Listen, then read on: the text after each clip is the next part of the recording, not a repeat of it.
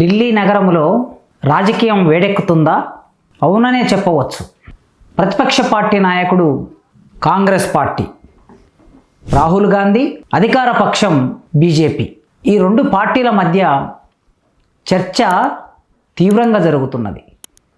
1-2 రోజుల్లో మీరందరూ పేపర్లు జాగ్రత్తగా గమనించి ఉంటే తప్పనిసరిగా ఈ విషయం మీ దృష్టిలో ఉన్నదే. అయితే ఈ చర్చ, దీని వెనుక ఉన్న కారణాలు, చారిత్రక అంశాలు ఒక్కసారి మనం అవలోకిస్తే వాస్తవ పరిస్థితి మీద ఒక అంచనాకు రావడానికి అవకాశం ఉంటుంది. ఏమిటి ఈ చర్చ, ఏమిటి రాజకీయ వేడి అని చూస్తే, కాంగ్రెస్ పార్టీ ఢిల్లీ నగరంలో సొంతంగా ఆ పార్టీకి ఒక కార్యాలయాన్ని నిర్మాణం చేసుకున్నది. ఆ కార్యాలయ ప్రారంభోత్సవం మొన్న జరిగింది. మొన్న ప్రారంభోత్సవ సమావేశంలో రాహుల్ గాంధీ గారు కొన్ని బీజేపీ పార్టీ, దాని అనుబంధ సంస్థలు లేదా దాని మాతృ సంస్థలకు సంబంధించి కొన్ని వ్యాఖ్యలు చేశాడు. ఆ వ్యాఖ్యలు ఏమిటంటే, ఇప్పుడు మనం బీజేపీతో, సంఘ్ పరివార్తో, రాజ్యంతో పోరాటం చేస్తున్నాము అన్నాడు. 3 విషయాలను తీసుకొచ్చాడు ఆయన. జాగ్రత్తగా గమనించడం మిత్రులారా. బీజేపీ పార్టీతో, సంఘ్ పరివార్తో, రాజ్యంతో పోరాటం చేస్తున్నాము అని అన్నాడు. ఈ 3 పదాలని చాలా విరివిగా గత 50 సంవత్సరాలుగా కమ్యూనిస్టు పార్టీలు, విప్లవకారులు ఈ పదాలని విస్తృతంగా ఉపయోగించారు. ముఖ్యంగా సంఘ్ పరివార్ అని, రాజ్యము అని, రాజ్య వ్యతిరేక పోరాటం అని, రాజ్యం మీద పోరాటం అని, అట్లే సంఘ్ పరివారకు వ్యతిరేకమైన పోరాటం. సరిగ్గా ఈ పదాలని రాహుల్ గాంధీ నోటి నుంచి వింటూ ఉన్నాం. ఇది కొత్త విషయమే, ఇది ఆశ్చర్యకరమైన విషయమే.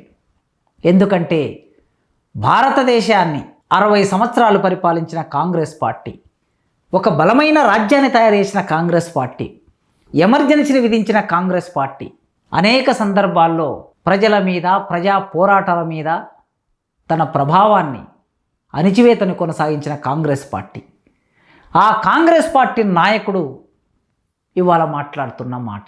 నెహ్రూ ఒక తరం, ఇందిరాగాంధీ మరో తరం, రాహుల్ గాంధీ ఇంకో తరం, సోనియా గాంధీ మరో తరం.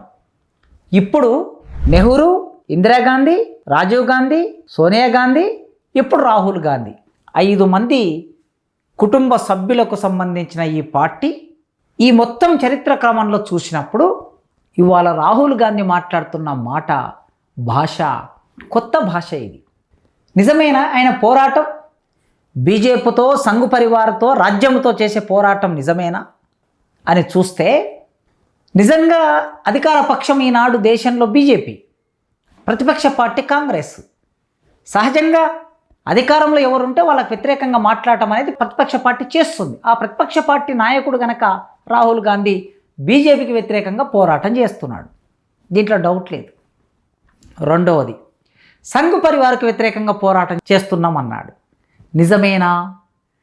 సంఘ్ పరివార్ అంటే ఏమిటి? 1925లో ఆర్ఎస్ఎస్ అనే సంస్థ ఏర్పడింది. హెడ్గేవార్ అనేటటువంటి ఆయన దీనికి నాయకుడు, దీన్ని ప్రారంభం చేశాడు. అట్లా వీర సావర్కర్ దాన్ని మరింతగా విస్తృతపరిచారు. వీళ్ళందరూ కలిసి విస్తృతం చేసినటువంటి ఆ సంస్థకి ఒక ఐడియాలజికల్ అంటాం, అంటే సిద్ధాంతకర్త, ఐడియాలజికల్ పునాది ఇచ్చినటువంటి వాడు గోల్వాల్కర్ ఒక మంచి పుస్తకం రాశాడు. ఆయన మంచి పుస్తకమా కాదా అనేది మీరు చదివి చెప్పాలి. ఆ పుస్తకం పేరు బంచ్ ఆఫ్ థాట్. దాన్ని తెలుగులో ఇదిగో పాంచజన్యం అనే పేరు మీద అనువాదం దొరుకుతుంది మనకి. ఇంగ్లీష్లో దీన్ని బంచ్ ఆఫ్ థాట్ అంటారు, ఆలోచనల తాళపు గుత్తి. ఇది తెలుగులో పాంచజన్యం అంటే ఇది ఒక దేవుడికి సంబంధించిన ఆయన వాడే ప్రధానమైన వస్తువు. ఆ పాంచజన్యం ఈ పుస్తకం పేరు తెలుగులో ఉంది. ఇది ఆర్ఎస్ఎస్కు సంబంధించిన ఆలోచన విధానాన్ని రూపొందించిన పుస్తకం. ఈ దేశంలో ఏం చేయాలి, ఈ దేశాన్ని ఎట్లా వాళ్ళు నిర్మాణం చేయాలనుకుంటున్నారో ఈ పుస్తకంలో మనకు కనిపిస్తుంది. అయితే హెడ్గేవార్, సావర్కర్, గోల్వాల్కర్ ఇది ఒక క్రమం. మూంజ్ అనే ఒక వ్యక్తి ఉన్నాడు. ఆయన హిందూ మహాసభని ప్రారంభం చేశాడు. ఆ రోజుల్లో వీళ్ళందరూ కలిసి ఆర్ఎస్ఎస్ అనే ఒక సంస్థని నిర్మాణం చేసి ప్రచారంలో పెట్టారు. ఆ సంస్థనే తర్వాతి కాలంలో సంఘ్ పరివార్ రాజకీయాలని మాట్లాడటం భారతదేశ రాజకీయాల్లో మనకు కనిపిస్తుంది. అట్లాంటి సంస్థకి వ్యతిరేకంగా మేము పోరాటం చేస్తున్నాం అన్నాడు. అసలు సంఘ్ పరివార్ ఏం కోరుకుంటుంది? భారతదేశం అనేది ఒక అఖండ భారతదేశం అని కోరుకుంటుంది. ఈ దేశంలో హిందువులు నివసించాలని కోరుకుంటుంది. ఈ దేశంలో మెజారిటీ మతం ఉండాలని కోరుకుంటుంది. అదేవిధంగా ఈ దేశంలో అంతర్గతంగా శత్రువులు ఉన్నారు అని 3 శత్రువులని పాంచజన్యం అనే పుస్తకంలో గోల్వాల్కర్ గారు ప్రకటించారు. మొదటి శత్రువులు ముస్లింలు, రెండో శత్రువులు క్రైస్తవులు, మూడో శత్రువులు కమ్యూనిస్టులు. ఈ 3 శత్రువులకు వ్యతిరేకంగా మనం పోరాటం చేసినప్పుడే ఈ భారతదేశాన్ని అఖండ హిందూ రాజ్యంగా మారుస్తామనేది వాళ్ళ ఆలోచన విధానం. 1925లో అది ఏర్పడింది. 2025 వచ్చింది. సరిగ్గా 100 ఇయర్స్ అయింది ఆ సంస్థ ఏర్పడి. 100 సంవత్సరాల కాలంలో వాళ్ళు అనుకున్న లక్ష్యానికి దగ్గరగా చేరుతూ ఇవాళ భారతదేశాన్ని తమ చేతుల్లోకి తీసుకున్నారు. వాళ్ళు ఈ దేశాన్ని పరిపాలించటం మొదలుపెట్టి 10 ఏళ్ళు గడిచింది. మధ్యలో కొన్ని రోజులు పరిపాలించారు. మెజార్టీ స్థానాలు పార్లమెంట్లో సంపాదించి దేశాన్నంతా తమకు అనుకూలమైన పద్ధతిలో మలచడానికి ప్రయత్నం చేస్తున్నారు. ఒకే దేశం, ఒకే భాష, ఒకే ట్యాక్సు, ఒకే ఎన్నిక, ఇవన్నీ ముందుకొచ్చాయి. ఇది సంఘ్ పరివార్. సంఘ్ పరివార్ ఆలోచన విధానాన్ని అమలు చేసేది బీజేపీ. సంఘ్ పరివార్ ఐడియాలజీ ఉంటే ఈ ఐడియాలజీని ముందుకు తీసుకెళ్తుంది, రాజకీయంగా వ్యక్తమవుతుంది బీజేపీ. కనుక ఆయన బీజేపీకి వ్యతిరేకంగా పోరాటం చేస్తున్నానన్నాడు, సంఘ్ పరివార్కి వ్యతిరేకంగా పోరాటం చేస్తున్నానన్నాడు. బీజేపీని నిలబెట్టేదే సంఘ్ పరివార్ కనుక సహజంగా రాహుల్ గాంధీ సంఘ్ పరివార్కి వ్యతిరేకంగా కూడా పోరాటం చేస్తాడు. సంఘ్ పరివార్ భావజాలాన్ని మొత్తం వ్యతిరేకిస్తాడా లేదా అనేది రెండో చర్చ. కానీ ఆయన సంఘ్ పరివార్ అంటే ఆర్ఎస్ఎస్ ఆలోచన విధానాన్ని, ఆచరణకు సంబంధించిన కొన్ని విషయాలని రాహుల్ గాంధీ గారు వ్యతిరేకిస్తారు. అందుకోసం సంఘ్ పరివార్కు వ్యతిరేకంగా పోరాటం అన్నాడు. ఇక మూడవది రాజ్య వ్యతిరేక పోరాటం అన్నాడు. రాజ్య వ్యతిరేక పోరాటం ఇది చాలా గంభీరమైన పదం. రాజ్యము, దాని నిర్మాణము, దాని వ్యక్తీకరణ, ఈ లోతుపాతులు తెలిస్తే తప్ప రాజ్య వ్యతిరేక పోరాటం చేయటం అనేది సాధ్యం కాదు. రాజ్య వ్యతిరేక పోరాటం, రాజ్యం ఒక యంత్రాంగం, అణిచివేత యంత్రాంగం అని కమ్యూనిస్టు పరిభాషలో చెప్తాం, మార్క్సిస్టు పరిభాషలో చెప్తాం. అణిచివేత సాధనమైన రాజ్యం ఉన్నప్పుడు ఆ రాజ్యానికి వ్యతిరేకంగా పోరాటం. ఇవాళ బీజేపీ చేతుల్లో రాజ్యం ఉంది, ఆ రాజ్యం అణిచివేత సాధనంగా మారింది కనుక మరి దానికి వ్యతిరేకంగా రాహుల్ గాంధీ పోరాటం చేస్తున్నానని అన్నాడు.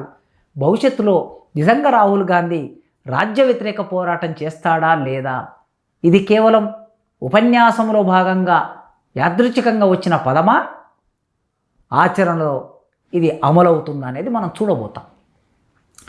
బీజేపీకి సంఘ్ పరివార్కి వ్యతిరేకంగా పోరాటం చేస్తున్నాడంటే తన అవసరం కొద్దీ తాను ప్రధానమంత్రి కావాలి, తన పార్టీ అధికారంలోకి రావాలి కనుక సహజంగా చేస్తాడు. కానీ తాను అధికారంలోకి వచ్చినా కూడా ఈ రాజ్యమే ఉంటుంది, ఈ రాజ్యాన్ని తను పరిపాలించాలి. మరి రాజ్య వ్యతిరేక పోరాటం అంటే ఇది చాలా విస్తృతమైన అర్థంలో వాడేది. ఈ రాజ్యం ఎప్పుడైనా భూస్వాముల చేతిలో ఉంటుంది, పెట్టుబడిదారుల చేతిలో ఉంటుంది, పాలకవర్గాల చేతిలో ఉంటుంది. భూస్వాములు లేని, పెట్టుబడిదారులు లేని, దోపిడి పాలకులు లేని వ్యవస్థని కోరుకున్న వాళ్ళే రాజ్య వ్యతిరేక పోరాటం చేస్తారు. ఈ దేశంలో విప్లవకాలు రాజ్య వ్యతిరేక పోరాటం చేస్తారు. ఒక అర్థంలో కమ్యూనిస్టులు కూడా, పార్లమెంటరీ కమ్యూనిస్టులు కూడా రాజ్య వ్యతిరేక పోరాటం చేస్తారు. కమ్యూనిస్టులు విప్లవకారులు అంటే స్థూల అర్థంలో కమ్యూనిస్టులు తప్ప ఈ దేశంలో రాజ్య వ్యతిరేక పోరాటం చేసే వాళ్లకు ఎవరికి అట్లాంటి చరిత్ర లేదు. కాంగ్రెస్ అంతకంటే ఆ చరిత్ర లేదు.